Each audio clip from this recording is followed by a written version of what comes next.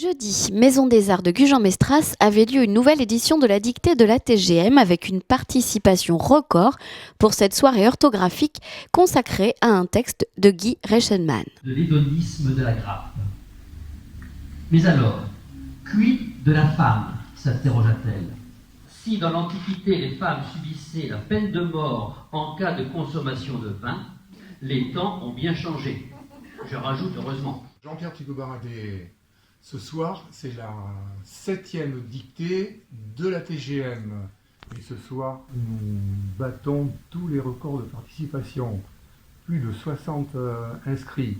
Ça a commencé par une trentaine il y a quelques années. L'an dernier, nous étions à 54 et cette année, nous sommes pratiquement 62, 63. Cette dictée est faite. C'est une dictée bien de chez nous. Et le texte est écrit par un auteur qui s'appelle Guy Reichenmann et qui nous a préparé ce texte. À la fin, comme vous avez pu voir, il y a des feuilles qui sont avec des ronds rouges et des feuilles qui sont avec des pastilles vertes. À la fin, nous allons faire, c'est nouveau cette année, une autocorrection. Les tribord va corriger bâbord et inversement. Et les 4 premiers, nous avons 2 personnes responsables des anciennes directrices d'école qui vont vérifier les 4 premières copies, de telle manière qu'il n'y ait pas de problème. Je m'appelle Guy Reichenmann, alors j'ai rencontré Jean-Pierre Pico-Baradé lors d'un salon qui se déroulait à Gujan et époustouflé, émerveillé par mon écriture, il m'a demandé de faire la dictée l'année dernière à cette occasion, la dictée de la TGM.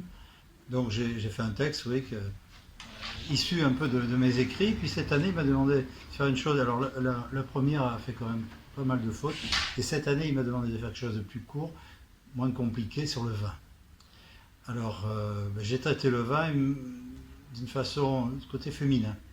C'est-à-dire que je me suis imaginé une femme qui ne savait pas goûter le vin et qui va, grâce à quelques aides, on va dire, des cours d'œnologie, arriver à découvrir ce qu'est vraiment le vin. Alors bien entendu, quand elle découvre le vin, elle découvre tout le vocabulaire qui a trait au vin. Et dans ce vocabulaire, eh bien, tout n'est pas simple.